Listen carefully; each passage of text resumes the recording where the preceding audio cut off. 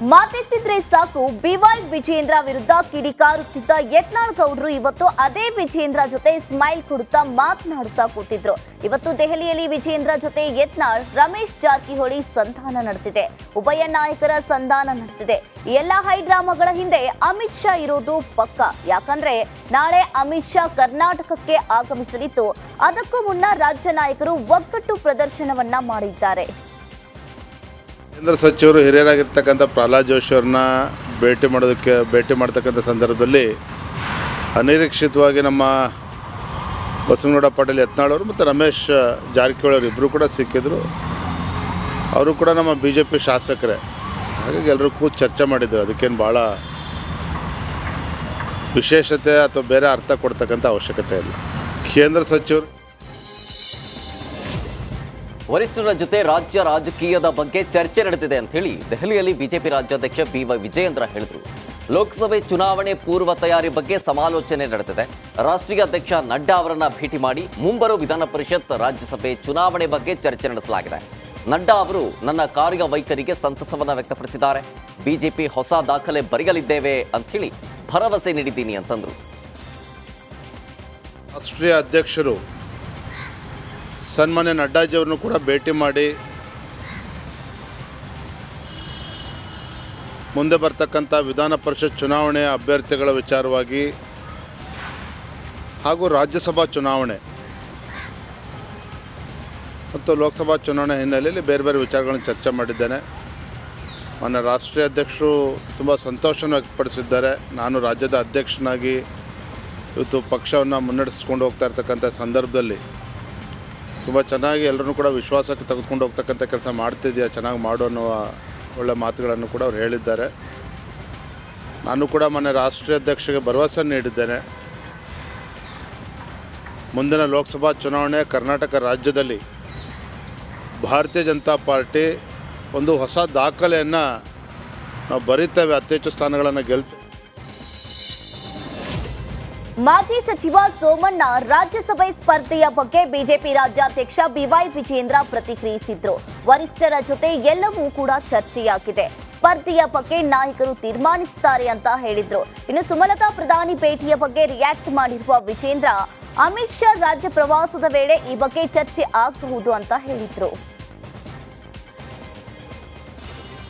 ಸೋಮಣ್ಣವರು ಕೂಡ ರಾಜ್ಯಸಭೆಗೆ ಹೋಗಬೇಕು ಅನ್ನೋದನ್ನ ಬಹಿರಂಗವಾಗಿ ಹೇಳ್ಕೊಂಡಿದ್ರು. ಅದ್ರ ಬಗ್ಗೆ ಏನಾದ್ರು ಚರ್ಚೆ ಆಗಿದೆ ಸರ್? ಯಾರು ಅಭ್ಯರ್ಥಿಗಳು? ಎಲ್ಲ ವಿಚಾರಗಳನ್ನು ಕೂಡ ರಾಷ್ಟ್ರೀಯ ಅಧ್ಯಕ್ಷರು ಸಮ್ಮುಖದಲ್ಲಿ ಚರ್ಚೆ ಆಗಿದೆ. ಅಂತಿಮವಾಗಿ ನಮ್ಮ ವರಿಷ್ಠರು ಎಲ್ಲರೂ ಕೂತು ಒಂದು ನಿರ್ಣಯವನ್ನು ಮಾಡ್ತಾರೆ. ಎಲ್ಲ ವಿಚಾರಕ್ಕೂ ಕೂಡ ಚರ್ಚೆ ಆಗಿದೆ. ಇವತ್ತು ಪ್ರಹ್ಲಾದ್ ಜೋಶಿ ಈಗ ಸೋಮಣ್ಣವರು ಕೂಡ ರಾಜ್ಯಸಭೆಗೆ ಹೋಗಬೇಕು ಅನ್ನೋದನ್ನ ಬಹಿರಂಗವಾಗಿ ಹೇಳ್ಕೊಂಡಿದ್ರು. ಅದ್ರ ಬಗ್ಗೆ ಏನಾದ್ರು ಚರ್ಚೆ ಆಗಿದೆ ಸರ್? ಯಾರು ಅಭ್ಯರ್ಥಿಗಳು? ಎಲ್ಲ ವಿಚಾರಗಳನ್ನು ಕೂಡ ರಾಷ್ಟ್ರೀಯ ಅಧ್ಯಕ್ಷರು ಸಮ್ಮುಖದಲ್ಲಿ ಚರ್ಚೆ ಆಗಿದೆ. ಅಂತಿಮವಾಗಿ ನಮ್ಮ ವರಿಷ್ಠರು ಎಲ್ಲರೂ ಕೂತು ಒಂದು ನಿರ್ಣಯವನ್ನು. ಚಿಕ್ಕಬಳ್ಳಾಪುರ ಕ್ಷೇತ್ರದಲ್ಲಿ ಬಿಜೆಪಿಗೆ ನೆಲೆಯೇ ಇರಲಿಲ್ಲ. ಕಾಂಗ್ರೆಸ್ಗೆ ಡಾಕ್ಟರ್ ಕೆ ಸುಧಾಕರ್ ರಾಜೀನಾಮೆ ಕೊಟ್ಟು ಬಿಜೆಪಿ ಬೆಂಬಲಿಸುವುದು ಹುಡುಗಾಟಿಕೆ ಮಾತು ಅಲ್ಲ ಅಂಥೇಳಿ ಬಿಜೆಪಿ ರಾಜ್ಯಾಧ್ಯಕ್ಷ ಬಿವೈ ವಿಜೇಂದ್ರ ಹೇಳಿದರು. ಕಳೆದ ವಿಧಾನಸಭಾ ಚುನಾವಣೆಯಲ್ಲಿ ಸೋತಿದ್ದಾರೆ. ಟಿಕೆಟ್ಗೆ ಅಪೇಕ್ಷೆ ಪಡೋದು ತಪ್ಪಲ್ಲ. ಲೋಕಸಭಾ ಟಿಕೆಟ್ ನೀಡುವ ಬಗ್ಗೆ ಕಾರ್ಯಕರ್ತರು ಅಭಿಪ್ರಾಯವನ್ನು ಪಡೆದು ವರಿಷ್ಠರು ತೀರ್ಮಾನ ಮಾಡ್ತಾರೆ ಅಂತೇಳಿ ಬಿವೈ ವಿಜಯೇಂದ್ರ ಸ್ಪಷ್ಟಪಡಿಸಿದರು. ಸುಧಾಕರ್ ಅವರು ಅವರ ಒಂದು ವಿಧಾನಸಭಾ ಕ್ಷೇತ್ರ ಭಾರತೀಯ ಜನತಾ ಪಾರ್ಟಿ ಅಸ್ತಿತ್ವವೇ ಇಲ್ಲದೆ ಇರತಕ್ಕಂಥ ಕ್ಷೇತ್ರ. ಅಲ್ಲಿ ರಾಜೀನಾಮೆ ಕೊಟ್ಟು ಭಾರತೀಯ ಜನತಾ ಪಾರ್ಟಿ ಬಂದು ಬೆಂಬಲಿಸೋದು ಅಂತ ಹೇಳಿದ್ರೆ ಹುಡುಗಾಟಿಕೆ ಮಾತಲ್ಲ. ಅದನ್ನು ಮಾಡಿದ್ದಾರೆ ಯಶಸ್ವಿಯಾಗಿ. ಮತ್ತು ಚುನಾವಣೆ ಸ್ಪರ್ಧೆ ಮಾಡಿ ಅವ್ರು ಗೆದ್ದಿದ್ದಾರೆ. ಆದರೆ ಮೊನ್ನೆ ನಡೆದಂಥ ವಿಧಾನಸಭಾ ಚುನಾವಣೆಯಲ್ಲಿ ಅವ್ರಿಗೆ ಹಿನ್ನಡೆ ಆಗಿದೆ, ಸೋತಿದ್ದಾರೆ. ಅವ್ರನ್ನ ಅಪೇಕ್ಷೆ ಪಡ್ತಕ್ಕಂಥದ್ದು ತಪ್ಪಲ್ಲ. ಆದರೆ ನಾನು ಮೊನ್ನೆ ಹೇಳಿರ್ತಕ್ಕಂಥದ್ದು, ನಮ್ಮ ಭಾರತೀಯ ಜನತಾ ಪಾರ್ಟಿ ಅಭ್ಯರ್ಥಿ ಯಾರಾಗಬೇಕು ಅನ್ನೋದನ್ನು ಕಾರ್ಯಕರ್ತರ ಅಭಿಪ್ರಾಯವನ್ನು ಪಡೆದುಕೊಂಡು ಪಕ್ಷದ ವರಿಷ್ಠರು ತೀರ್ಮಾನ ಮಾಡ್ತಾರೆ ಅಂತ ಅನ್ನುವ ಮಾತನ್ನು ಹೇಳಿದ್ದೇನೆ. ಹಾಗಾಗಿ ಸುಧಾಕರ್ ಅವರಿಗೆ ಕೊಡಬೇಕು ಕೊಡಬಾರ್ದು ಅನ್ನೋ ಮಾತನ್ನು ನಾನು ಹೇಳಿದ್ದೆ. ಕಾಂಗ್ರೆಸ್ ತನ್ನ ವೈಫಲ್ಯವನ್ನ ಮುಚ್ಚಿಕೊಳ್ಳಲು ಬಿಜೆಪಿ ವಿರುದ್ಧ ಆರೋಪವನ್ನ ಮಾಡ್ತಾ ಇದೆ ಅಂತ ಬಿಜೆಪಿ ರಾಜ್ಯಾಧ್ಯಕ್ಷ ಬಿವೈ ವಿಜೇಂದ್ರ ವಾಗ್ದಾಳಿಯನ್ನ ನಡೆಸಿದ್ರು. ಇನ್ನು ರಾಜ್ಯದ ಜನರ ಭರವಸೆ ಈಡೇರಿಸುವಲ್ಲಿ ವಿಫಲವಾಗಿದೆ. ಲೋಪದೋಷವನ್ನ ಮುಚ್ಚಿ ಹಾಕಿಕೊಳ್ಳಲು ಕೇಂದ್ರದ ಮೇಲೆ ಆರೋಪ ಮಾಡೋದು ಸಿಎಂ ಸ್ಥಾನಕ್ಕೆ ಗೌರವವನ್ನ ತರುವುದಿಲ್ಲ ಅಂತ ಆಕ್ರೋಶವನ್ನ ವ್ಯಕ್ತಪಡಿಸಿದ್ರು. ಇನ್ನು ದೆಹಲಿಯಲ್ಲಿ ಕೇಂದ್ರದ ವಿರುದ್ಧ ಪ್ರತಿಭಟನೆ ಮಾಡುವ ಮೂಲಕ ಕರ್ನಾಟಕದ ಮರ್ಯಾದೆ ತೆಗೆಯುವ ಪ್ರಯತ್ನವನ್ನ ಮಾಡಿದೆ ಅಂತ ಟೀಕಿಸಿದ್ರು. ಕಾಂಗ್ರೆಸ್ ಪಕ್ಷ ಮತ್ತು ಕಾಂಗ್ರೆಸ್ ಸರ್ಕಾರ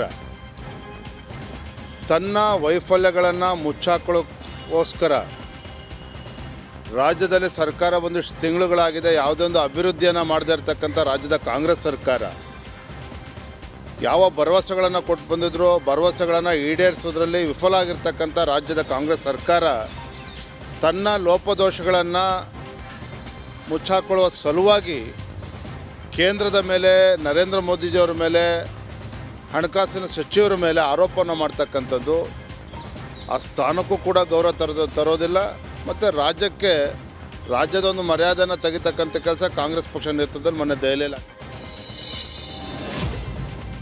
ರಾಜ್ಯಾದ್ಯಂತ ಪ್ರವಾಸ ಮಾಡ್ತಾ ಇದ್ದು ಬಿಜೆಪಿ ಪರ ಒಲವಿದೆ ಅಂತ ಬಿಜೆಪಿ ರಾಜ್ಯಾಧ್ಯಕ್ಷ ಬಿವೈ ವಿಜಯೇಂದ್ರ ಹೇಳಿದ್ರು. ಕೇಂದ್ರದಲ್ಲಿ ಮತ್ತೊಮ್ಮೆ ಬಿಜೆಪಿ ಅಧಿಕಾರಕ್ಕೆ ಬರಬೇಕು ಅನ್ನೋದು ಜನರ ಅಭಿಪ್ರಾಯವಾಗಿದೆ. ಸರ್ವೆಗಳು ಪೂರ್ಣ ಪ್ರಮಾಣದಲ್ಲಿ ಸತ್ಯ ಇಲ್ಲ. ನಾವು 28 ಸ್ಥಾನಗಳನ್ನ ಗೆಲ್ಲಲಿದ್ದೇವೆ, ಹೊಸ ದಾಖಲೆಯನ್ನ ನಿರ್ಮಾಣ ಮಾಡಲಿದ್ದೇವೆ. ಉತ್ಪ್ರೇಕ್ಷೆ ಅನಿಸಬಹುದು, ಆದರೂ ಕೂಡ ಇದು ಸತ್ಯ ಅಂತೇಳಿ ವಿಶ್ವಾಸ ವ್ಯಕ್ತಪಡಿಸಿದ್ರು. ಅವರ ವೈಫಲ್ಯಗಳನ್ನು ಮುಚ್ಚಾಕೊಳ್ಳೋ ಸಲುವಾಗಿ ದೆಹಲಿಗೆ ಬಂದು ಈ ರೀತಿ ನಾಟಕ ಮಾಡ್ತಕ್ಕಂಥ ಕೆಲಸ ಮಾಡಿದ್ದಾರೆ ಮಾನ್ಯ ಮುಖ್ಯಮಂತ್ರಿಗಳು ಮತ್ತು ಕಾಂಗ್ರೆಸ್ ಪಕ್ಷ. ಇದೆಲ್ಲದಕ್ಕೂ ಕೂಡ ಮುಂದಿನ ಲೋಕಸಭಾ ಚುನಾವಣೆಯಲ್ಲಿ ಯಾವ ಭ್ರಮೆಯಲ್ಲಿದ್ದಾರೆ ಇವತ್ತು ಕಾಂಗ್ರೆಸ್ ಪಕ್ಷ, ಅವರಿಗೆ ಒಂದು ತಕ್ಕ ಉತ್ತರವನ್ನು ಮುಂದಿನ ಚುನಾವಣೆಯಲ್ಲಿ ಉತ್ತರವನ್ನು ಸಿಗ್ತದೆ. ನೋಡಿ, ನಮ್ಮ ಹಣಕಾಸಿನ ಸಚಿವರು ಶ್ರೀಮತಿ ನಿರ್ಮಲಾ ಸೀತಾರಾಮನ್ ಅವರು ಕಾಂಗ್ರೆಸ್ ಪಕ್ಷದ ಎಲ್ಲ ಪ್ರಶ್ನೆಗಳಿಗೆ ಸದನದ ಒಳಗಡೆ ಉತ್ತರವನ್ನು ನೀಡಿದ್ದಾರೆ. ಯಾವ ರೀತಿ ನರೇಂದ್ರ ಮೋದಿಜಿಯವರು ದೇಶದ ಪ್ರಧಾನಮಂತ್ರಿ ಆದಮೇಲೆ ಕಳೆದ 9 ವರ್ಷದಲ್ಲಿ 2,85,000 ಕೋಟಿ ರಾಜ್ಯಕ್ಕೆ ಅನುದಾನವನ್ನು ನೀಡಿದ್ದಾರೆ. ಯಾವುದೇ ರೀತಿ ರಾಜ್ಯಕ್ಕೆ ಅನ್ಯಾಯ ಆಗಿಲ್ಲ ಹಣಕಾಸಿನ ವಿಚಾರದಲ್ಲಿ. ಹಾಗಾಗಿ ಸರ್ಕಾರದ ವಿರುದ್ಧ ಗುತ್ತಿಗೆದಾರರ ಸಂಘದ ಅಧ್ಯಕ್ಷ ಕೆಂಪಣ್ಣ ಆರೋಪಕ್ಕೆ ವಿಧಾನ ಪರಿಷತ್ ವಿಪಕ್ಷ ನಾಯಕ ಕೋಟಾ ಶ್ರೀನಿವಾಸ್ ಪೂಜಾರಿ ಪ್ರತಿಕ್ರಿಯಿಸಿದ್ದಾರೆ. ಕೂಡಲೇ ಹೈಕೋರ್ಟ್ ನ್ಯಾಯಮೂರ್ತಿ ಅವರಿಂದ ತನಿಖೆ ನಡೆಸಬೇಕು, ಕೂಡಲೇ ಸರ್ಕಾರ ಆದೇಶವನ್ನ ಮಾಡಬೇಕು ಅಂತ ಆಗ್ರಹಿಸಿದ್ರು. ಇನ್ನು ಮುಖ್ಯಮಂತ್ರಿಗಳೇ, ನಿಮಗೆ ಕನಿಷ್ಠ ಪಕ್ಷ ಆಡಳಿತಾತ್ಮಕ ಜವಾಬ್ದಾರಿ ಇದ್ರೆ, ಆತ್ಮಾಭಿಮಾನ ಇದ್ರೆ, ಈ ಹಿಂದೆ ಬಿಜೆಪಿ ವಿರುದ್ಧ ಆರೋಪವನ್ನ ಮಾಡಿದ್ದೀವಿ ಎಂಬ ಕಲ್ಪನೆ ಕೂಡ ಇದ್ರೆ ಕೂಡಲೇ ತನಿಖೆಗೆ ವಹಿಸಿ ಅಂತ ಸವಾಲನ್ನ ಹಾಕಿದ್ರು. ಬೆಳಗಾವಿ ಟ್ಯಾಕ್ಸ್ ಇದೆಯಾ, ಕನಕಪುರ ಟ್ಯಾಕ್ಸ್ ಇದೆಯಾ, ನಮ್ಮ ಚರ್ಚೆ ಅಲ್ಲ, ತನಿಖೆ ಮಾಡಿಸಿ, ಇಲ್ಲವೇ ಆರೋಪ ಹೊತ್ತುಕೊಂಡು ಕುರ್ಚಿ ಬಿಡಿ ಅಂತ ಚಾಲೆಂಜ್ ಅನ್ನ ಮಾಡಿದ್ರು. ಸಿದ್ದರಾಮಯ್ಯನವರು ಮತ್ತು DK ಶಿ ಅವರು ಪೇ CM ಅಂತ ಹೇಳಿದರು. 40% ಸರ್ಕಾರ ಅಂತೇಳಿ ಬೋರ್ಡ್ ಹಾಕಿದರು. ಅವರು ಕೊಟ್ಟಿರುವಂಥ ಆಧಾರ ಏನು ಕೇಳಿದರೆ, ಗುತ್ತಿಗೆದಾರರ ಸಂಘದ ರಾಜ್ಯಾಧ್ಯಕ್ಷ ಕೆಂಪಣ್ಣವರು ಹೇಳಿದ್ದಾರೆ ಅನ್ನುವಂಥ ಹೇಳಿಕೆ. ನಾನಿವತ್ತು ಸಿದ್ದರಾಮಯ್ಯನವರಿಗೆ, DK ಶಿ ಅವರಿಗೆ, ಕಾಂಗ್ರೆಸ್ ಸರ್ಕಾರಕ್ಕೆ ಕೇಳ್ತಾ ಇರೋದು, ನೀವು ಯಾರ ಹೇಳಿಕೆಯನ್ನು ಉಲ್ಲೇಖ ಮಾಡಿ ಆ ದಿವಸ ನಮ್ಮ ಮೇಲೆ ಆರೋಪಗಳನ್ನು ಮಾಡಿದರು, ಇವತ್ತು ಅದೇ ಕೆಂಪಣ್ಣ ಸಾರ್ವತ್ರಿಕವಾಗಿ ರೋಷಾವೇಶದಿಂದ ಇವತ್ತಿನ ಸಿದ್ದರಾಮಯ್ಯನವರ ಕಾಂಗ್ರೆಸ್ ಸರ್ಕಾರದಲ್ಲಿ 40%ಗಿಂತಲೂ ಹೆಚ್ಚು ಕಮಿಷನ್ಗಳು ನಡೀತಾ ಇದೆ, ಯಾವ ಬಿಲ್ಲು ಕೂಡ ಪಾಸಾಗಲಿಕ್ಕೆ ಸಾಧ್ಯ ಇಲ್ಲ, ಬಿಲ್ ಪಾಸಾಗಬೇಕಾದ್ರೆ ಮಾನದಂಡ ಯಾವುದು ಅನ್ನೋದು ಯಾರಿಗೂ ಗೊತ್ತಿಲ್ಲ, ಪರ್ಸೆಂಟೇಜ್ ಮಾತ್ರ ಮಾನದಂಡ ಅನ್ನುವಂಥ ಕಠೋರವಾದಂಥ ಹೇಳಿಕೆಯನ್ನು ಕೊಟ್ಟಿದ್ದಾರೆ. ಜೆಡಿಎಸ್ ಬಿಟ್ಟೋದ ಮಾಜಿ ಶಾಸಕ ಶ್ರೀನಿವಾಸ್ ಗೌಡಗೆ ಯಾವ ಗತಿ ಬಂತು, ಅದೇ ಗತಿ ಪಕ್ಷ ಬಿಟ್ಟವರಿಗೆ ಬರುತ್ತೆ ಅಂತ ಹೇಳಿ ವಿಧಾನ ಪರಿಷತ್ ಸದಸ್ಯ ಗೋವಿಂದರಾಜು ಹೇಳಿದ್ರು. ಗುಬ್ಬಿ ಶ್ರೀನಿವಾಸ್ ಅವರನ್ನ ಸಚಿವರನ್ನಾಗಿ ಮಾಡಲಾಗಿತ್ತು, ಕಾಂಗ್ರೆಸ್ ಹೋದ ಮೇಲೆ ಯಾವ ಸ್ಥಾನ ಕೊಟ್ಟಿದ್ದಾರೆ, ಬೋರ್ಡ್ ಕೊಟ್ಟಿದ್ದಾರೆ ಅಂತ ಲೇವಡಿ ಮಾಡಿದ್ರು. ಶ್ರೀನಿವಾಸ ಗೌಡರಿಗೆ ಇಂಥ ಪರಿಸ್ಥಿತಿ ಬರಬಾರ್ದಾಗಿತ್ತು. ದ್ರೋಹ ಮಾಡಿದವರು ಯಾರೂ ಚೆನ್ನಾಗಾಗಿಲ್ಲ. ಕಾಂಗ್ರೆಸ್ನವರು ಎಷ್ಟು ಸರ್ಕಸ್ ಮಾಡಿದ್ರು ಕೂಡ ಇಲ್ಲಿ ಮೈತ್ರಿ ಅಭ್ಯರ್ಥಿನೇ ಗೆಲ್ಲೋದು ಅಂತ ಹೇಳಿ ಭವಿಷ್ಯವನ್ನ ನುಡಿದ್ರು. ಆ ಕಡೆ ಹೋಗಿದ್ದೆ ಆದರೆ ಶ್ರೀನಿವಾಸ್ ಗೌಡರಿಗೆ ಏನು ಗತಿ ಬಂತು ಅದೇ ಗತಿ ಬರುತ್ತೆ. ಅಲ್ಲ, ಯಾರಿಗಾರ ಆಗಲಿ ಸರ್, ಪಕ್ಷಕ್ಕೆ ದ್ರೋಹ ಮಾಡಿದವರು ಯಾರೂ ಚೆನ್ನಾಗಾಗಿಲ್ಲ. ಯಾಕೆ ಸರ್, ಇವತ್ತು ಗುಬ್ಬಿ ಶ್ರೀನಿವಾಸ್ ಅವ್ರಿಗೆ ಕ್ಯಾಬಿನೆಟ್ ಮಿನಿಸ್ಟರ್ ಮಾಡಿ ಅವ್ರಿಗೆ ಇದು ಮಂತ್ರಿ ಸ್ಥಾನ ಕೊಟ್ಟಿದ್ರು. ಈಗ ಕಾಂಗ್ರೆಸ್ಗೆ ಹೋಗಿ ಅಲ್ಲಿ ಅವ್ರಿಗೆ ಏನು ಸರ್ ಕೊಟ್ಟಿದ್ದಾರೆ? ಬೋರ್ಡ್ ಕೊಟ್ಟಿದ್ದಾರೆ, KSRTC ಆ ಡಬ್ಬಾ ಬಸ್ಗಳಿಗೆ ಗಾಳಿ ಇಟ್ಕೊಂಡಿರಲಿ ಅಂತ. ಯಾಕೆ ಬೇಕಾಗಿತ್ತು ಸರ್? ಇಲ್ಲಿದ್ದರೆ ಗೌರವವಾಗಿ ಅಟ್ಲೀಸ್ಟ್ ಸರ್ಕಾರದಲ್ಲಿ ಅವಕಾಶ ಸಿಕ್ಕಿದರೆ ಅವ್ರು ಮತ್ತೆ ಮಂತ್ರಿ ಆಗೋರು. ಸರ್ ಚಲುವರಾಯ ಸ್ವಾಮಿ ಅವರು ಅವ್ರನ್ನೆಲ್ಲ ಪ್ಯಾಕೇಜ್ ಸರ್. ಈಗ ಏನಿಲ್ಲ, ಸಿದ್ದರಾಮಯ್ಯ ಅವ್ರ ಗುಂಪು, DK ಶಿವಕುಮಾರ್ ಅವ್ರ ಗುಂಪು, ಯಾರು ಗುರುಸ್ಕೊಂಡಿದ್ದಾರೆ ಆ ಗುಂಪಲ್ಲಿ. ಜೆಡಿಎಸ್ ಶಾಸಕರಾದ ವೆಂಕಟ ಶಿವಾರೆಡ್ಡಿ, ಸಮೃದ್ಧಿ ಮಂಜುನಾಥ್ ಕಾಂಗ್ರೆಸ್ ಸೇರ್ತಾರೆ ಎಂಬ ಶಾಸಕ ಕೊತ್ತೂರು ಮಂಜುನಾಥ್ ಹೇಳಿಕೆಗೆ ಶಾಸಕ ಸಮೃದ್ಧಿ ಮಂಜುನಾಥ್ ಪ್ರತಿಕ್ರಿಯಿಸಿದ್ದಾರೆ. ಪಕ್ಷ ಬಿಡುವ ಕುರಿತು ಬಹಿರಂಗವಾಗಿ ನಾನು ಎಲ್ಲಿಯೂ ಕೂಡ ಹೇಳಿಕೆಯನ್ನ ನೀಡಿಲ್ಲ. ಅನುದಾನ ಕೇಳೋಕೆ ಸಿಎಂ ಅವರನ್ನ ಭೇಟಿ ಮಾಡೋದು ತಪ್ಪ ಅಂತ ಪ್ರಶ್ನಿಸಿದ್ರು. ಇನ್ನು ಭೇಟಿ ಮಾಡೋದು ತಪ್ಪು ಅನ್ನೋದಾದ್ರೆ ಸಿಎಂ ಅವರು ಹೇಳಲಿ. ಜೆಡಿಎಸ್ ಪಕ್ಷ ಬಿ ಫಾರ್ಮ್ ನೀಡಿ ನನ್ನನ್ನ ಗೆಲ್ಲಿಸಿದೆ.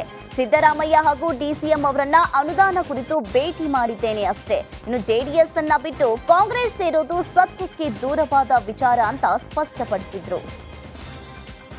ಸತ್ಯಕ್ಕೆ ದೂರವಾಗಿರ್ತಕ್ಕಂಥ ಮಾತು ಏನೀಗಾಗಲೇ ನಾನು ಕೂಡ ಮಾಧ್ಯಮದಲ್ಲಿ ಗಮನಿಸಿದ್ದೆ. ಈ 1 ಅವರ್ ಹಿಂದ್ಗಡೆ ಅವರು ಮಾನ್ಯ ಮುಖ್ಯಮಂತ್ರಿ ಜೊತೆ ಮಾತುಕತೆ ಆಗಿದೆ ಅಂತ ಗಮನಿಸಿದ್ದೆ.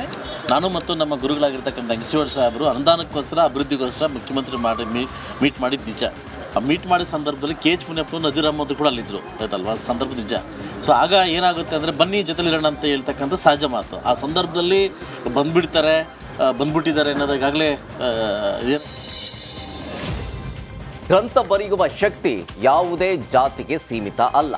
ಶೂದ್ರರು ಕಾವ್ಯ ಬರೆಯಬಹುದು ಅನ್ನೋದನ್ನ ವಾಲ್ಮೀಕಿ ವ್ಯಾಸ ತೋರಿಸ್ಕೊಟ್ರು ಅಂತೇಳಿ ರಾಜನಹಳ್ಳಿಯ ವಾಲ್ಮೀಕಿ ಪೀಠದಲ್ಲಿ CM ಸಿದ್ದರಾಮಯ್ಯ ಹೇಳಿದ್ರು. ಶ್ರೀರಾಮನ ಆಸ್ಥಾನ ಇವತ್ತಿನ ಪ್ರಜಾಪ್ರಭುತ್ವ ವರ್ಗರಹಿತ ಸಮಾನ ಅವಕಾಶದಂತೆ ಇತ್ತು. ಬಸವಾದಿ ಶರಣರ ಕಾಲದಲ್ಲೂ ಕೂಡ ಪ್ರಜಾಪ್ರಭುತ್ವ ಮಾದರಿ ಇತ್ತು. ನಮ್ಮ ಸರ್ಕಾರ ಧ್ಯೇಯೋದ್ದೇಶಗಳನ್ನು ಈಡೇರಿಸ್ತಾ ಇದೆ. 7% ಮೀಸಲಾತಿ ಸಿಕ್ಕಿದ್ರೆ ವಾಲ್ಮೀಕಿ ಶ್ರೀಕಾರಣ. 257 ದಿನ ಧರಣಿ ಕೂರದೇ ಇದ್ದಿದ್ರೆ ಸರ್ಕಾರ ಬಗ್ತಾ ಇರಲಿಲ್ಲ. ವಿಪಕ್ಷದಲ್ಲಿದ್ದಾಗ ನಾನು ಪೂರ್ಣ ಬೆಂಬಲವನ್ನು ಸೂಚಿಸಿದ್ದೆ. ಮೀಸಲಾತಿ ಭಿಕ್ಷೆ ಅಲ್ಲ, ಅದು ನಿಮ್ಮ ಹಕ್ಕು ಅಂತೇಳಿ ಸಿದ್ದರಾಮಯ್ಯನವರು ಹೇಳಿದ್ರು. ಯಾರ್ಯಾರು ಅವಕಾಶಗಳಿಂದ ವಂಚಿತರಾಗಿದ್ದಾರೆ, ಶೋಷಣೆಗೆ ಒಳಪಟ್ಟಿದ್ದಾರೆ, ಆ ಎಲ್ಲ ಜನರಿಗೂ ಕೂಡ ಅವರ ಜನಸಂಖ್ಯೆಗೆ ಅನುಗುಣವಾಗಿ ಮೀಸಲಾತಿ ಸಿಗಬೇಕು. ಮೀಸಲಾತಿ ಅಂತಕ್ಕಂಥದ್ದು ಭಿಕ್ಷೆ ಅಲ್ಲ. ಅದು ಮೀಸಲಾತಿ ಭಿಕ್ಷೆ ಕೊಡೋದಲ್ಲ, ಅದು ನಿಮ್ಮ ಹಕ್ಕು ಅಂತಕ್ಕಂಥದ್ದನ್ನ ಮರಿಬಾರದು. ಮೀಸಲಾತಿ ಅಂತಕ್ಕಂಥದ್ದು ಹಕ್ಕು, ಅದು ಭಿಕ್ಷೆ ಅಲ್ಲ ಅಂತಕ್ಕಂಥದ್ದನ್ನು ಬಹಳ ಸ್ಪಷ್ಟವಾಗಿ ತಿಳ್ಕೋಬೇಕಾಗ್ತದೆ. ಅದಕ್ಕೆ ನಾನು ಮುಖ್ಯಮಂತ್ರಿ 2003 ಮುಖ್ಯಮಂತ್ರಿ ಆದರೆ 2013 ಸಾಮ್ರಾಜ್ಯ ತಮ್ಮ ಪಕ್ಷದ ಲೋಕಸಭಾ ರಾಜ್ಯಸಭಾ ಸದಸ್ಯರಿಗೆ ಬಿಜೆಪಿ ವಿಪ್ ಜಾರಿ ಮಾಡಿದೆ.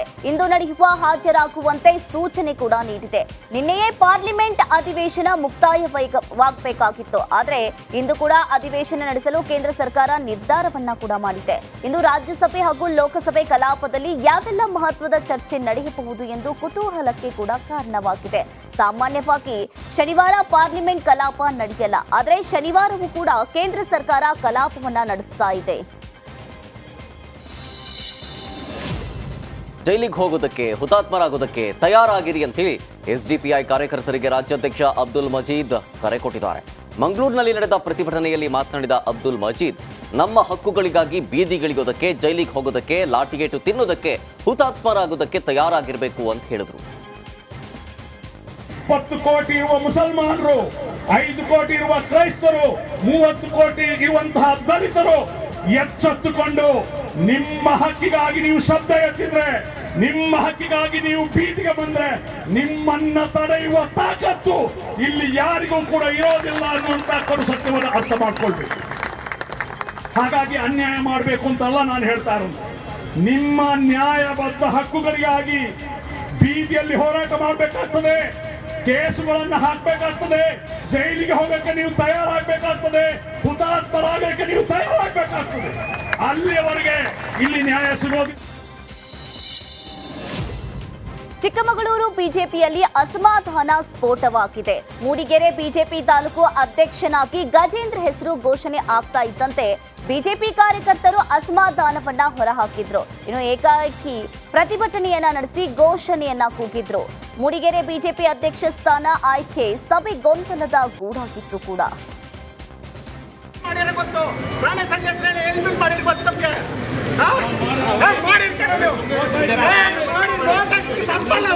ಗೊತ್ತು ನಮಗೆ ಯಾವನ್ನ ಅಂತೇಳಿ ಏನ್ ಮಾಡಿಲ್ಲ ಗೊತ್ತು ಯಾವನ್ಗೆ ಕೊಡ್ಸಿ ಕಮಿಷನ್ ತಗೊಂಡಿದ್ದೀವಿ ನೀವು. ಇದು ನಾಟಕ ನಿಂದು ಇದೇ ಕಡೆ ನಾಟಕ ಇದು ಬೇಕು ನಿನ್ ಬಣ್ಣ ಯಾವನ್ನ ಜೊತೆ ತರ ನಿಂತ್ಕೊಂಡು ಆಟ ಆಡ್ತಿದ್ದು ಇವತ್ತು ನಾಟಕ ಕಂಟ್ರೋಲ್ ಮಾಡಿಲ್ಲ ಅಂತೆಲ್ಲ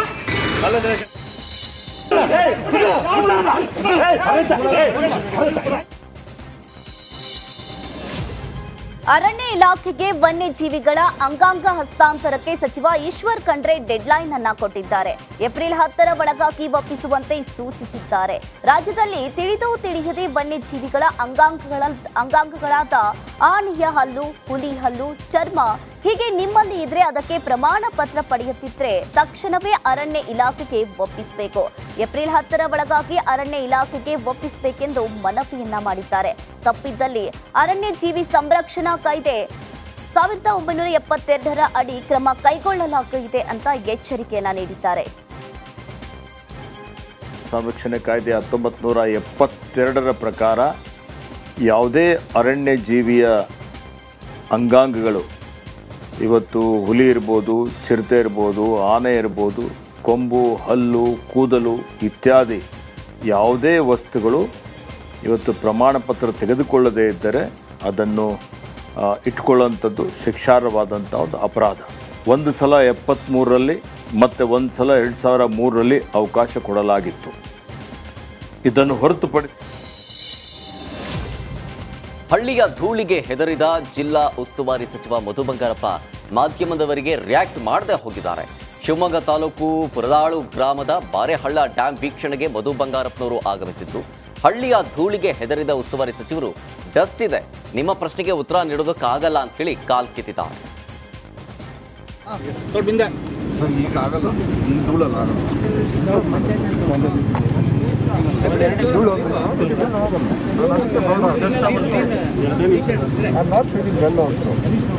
ಹುಷಾರಿಲ್ಲದಕ್ಕೆ ಅದಕ್ಕೋಸ್ಕರ ಅವಾಯ್ಡ್ ಮಾಡ್ತಾರೆ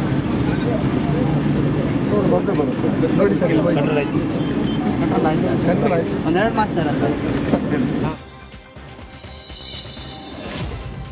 ಹಿರಿಯ ಐಪಿಎಸ್ ಅಧಿಕಾರಿ ಪ್ರತಾಪ್ ರೆಡ್ಡಿ ಅವರು ತಮ್ಮ ವೈಯಕ್ತಿಕ ಕಾರಣದಿಂದ ರಾಜೀನಾಮೆಯನ್ನ ನೀಡಿದ್ದಾರೆ ಎಂದು ಗೃಹ ಸಚಿವ ಪರಮೇಶ್ವರ್ ಪ್ರತಿಕ್ರಿಯೆಯನ್ನ ನೀಡಿದ್ದಾರೆ.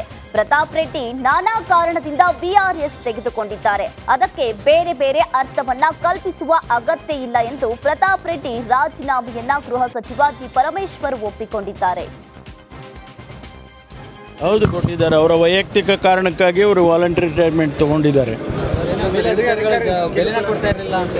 ಹೇಳಿದ್ದಾರೆ ಹಂಗಂತ ಯಾರು ಆ ರೀತಿ ಹೇಳಿಲ್ಲಲ್ಲ. ಅವರ ವೈಯಕ್ತಿಕ ಕಾರಣದಿಂದ ಅವರು ವಿಆರ್ಎಸ್ ತಗೊಂಡಿದ್ದಾರೆ. ಅದರಿಂದ ಅದಕ್ಕೆ ಬೇರೆ ಬೇರೆ ಅರ್ಥ ಕಲ್ಪಿಸುವಂಥ ಅಗತ್ಯ. ಅನುದಾನ ವಿಚಾರವಾಗಿ ಕೇಂದ್ರ ಸರ್ಕಾರ ರಾಜ್ಯಕ್ಕೆ ಮೋಸ ಮಾಡ್ತಾ ಇದೆ ಅಂತ ಹೇಳಿ ಸಚಿವ ಶರಣಬಸಪ್ಪ ಗೌಡ ದರ್ಶನಾಪುರ ವಾಗ್ದಾಳಿ ನಡೆಸಿದ್ದಾರೆ. ಹಿಂದಿನ ಕಾಂಗ್ರೆಸ್ ಸರ್ಕಾರದ ಅವಧಿಯ ಬಜೆಟ್ ತೆಗೆದು ನೋಡ್ಲಿ, ಸುಳ್ಳು ಹೇಳಿ ಜನರ ದಾರಿ ತಪ್ಪಿಸೋ ಕೆಲಸವನ್ನ ಬಿಜೆಪಿಯವರು ಮಾಡ್ತಾ ಇದ್ದಾರೆ. 27 ಜನ ರಾಜ್ಯದ ಎಂಪಿ ಕೇಂದ್ರದಲ್ಲಿ ಏನ್ ಮಾಡ್ತಾ ಇದ್ದಾರೆ? ಜನರಿಂದ ಆಯ್ಕೆಯಾದವರು ಜನರ ಹಿತ ಕಾಪಾಡಬೇಕಲ್ವಾ? ರಾಜ್ಯದ ಜನರ ಹಿತ ಕಾಪಾಡೋ ಬದಲು ಮೋದಿಯವರ ಪರ ನಿಲ್ತಾ ಇದ್ದಾರೆ ಅಂತ ಹೇಳಿ ವಾಗ್ದಾಳಿ ನಡೆಸಿದ್ದಾರೆ. 9 ವರ್ಷದಲ್ಲಿ ನಮಗೆ ಎಷ್ಟು ಪರ್ಸೆಂಟೇಜ್, ನಮಗೆ ಎಷ್ಟು ದುಡ್ಡಿಗೆ ಎಷ್ಟು ಪರ್ಸೆಂಟೇಜ್ ಬರ್ಲಿಕ್ಕಾಗ್ತದೆ. ಆಮೇಲೆ ಹಿಂದಿರ್ತಕ್ಕಂಥ UPA ಸರ್ಕಾರದಲ್ಲಿ ಎಷ್ಟು ಪರ್ಸೆಂಟ್ ಬರ್ತಿತ್ತು ಕ್ಲಿಯರ್. ಅದು ನಮಗೆ 1%ಗಿಂತ ಹೆಚ್ಚು ನಮಗೆ ಓವರಾಲ್ ನಮಗೆ ಗೊತ್ತಾಗ್ತಕ್ಕಂಥದ್ದು. ಒಂದು ಹೋದ ಬಜೆಟ್ನಲ್ಲಿ ಮಾದಾಯಿ ಮತ್ತು ಇದಕ್ಕೆ ಸುಮಾರು 5,000ಕ್ಕಿಂತ ಹೆಚ್ಚು ಕೋಟಿ ರೂಪಾಯಿ ಅಪ್ಪಭದ್ರ ಯಾವುದೋ ಕೊಡ್ತೀವಿ ಅಂತ ಹೇಳಿದ್ದು, ಇನ್ನೂ ಕೂಡ ಕೊಟ್ಟಿಲ್ಲ. ಹಾವೇರಿ ಜಿಲ್ಲೆ ಹಾನಗಲ್ ತಾಲೂಕು ಅಕ್ಕಿಆಲೂರು ಪಟ್ಟಣದಲ್ಲಿ ಪಂಚ ಗ್ಯಾರಂಟಿ ಯೋಜನೆಗಳ ಫಲಾನುಭವಿಗಳ ಸಮಾವೇಶ ನಡೆಯಿತು. ಇನ್ನು ಕಾರ್ಯಕ್ರಮದಲ್ಲಿ ರಾಮ ಮಂದಿರದ ಬಗ್ಗೆ ಪ್ರಸ್ತಾಪಿಸಿದ ಹಾನಗಲ್ ಶಾಸಕ ಶ್ರೀನಿವಾಸ್ ಮಾನೆ ಕೇಂದ್ರ ಸರ್ಕಾರದ ವಿರುದ್ಧ ಕಿಡಿಕಾರಿದ್ರು. ಇನ್ನು ರಾಮ ಮಂದಿರ ಉದ್ಘಾಟನೆಗೆ ರಾಷ್ಟ್ರಪತಿಯವರಿಗೂ ಅವಕಾಶ ಸಿಗಲಿಲ್ಲ. ಇದು ಈ ದೇಶದ ದುರ್ದೈವ ಅಂತ ಅಸಮಾಧಾನವನ್ನ ಹೊರಹಾಕಿದ್ರು. ಸಾಧು ಸಂತರು ಶರಣರು ಹುಟ್ಟಿದ ನಾಡಿದು, ಅವರೆಲ್ಲ ನಮಗೆ ಜಾತಿ ಧರ್ಮ ಅಂತ ಹೊಡೆದಾಡದೆ ಕೂಡಿ ಬಾಳಿ ಎಂದು ಹೇಳಿದ್ದಾರೆ. ನಾವು ಹಾಗೆ ಬಾಳೋಣ ಅಂತ ಹೇಳಿದ್ರು.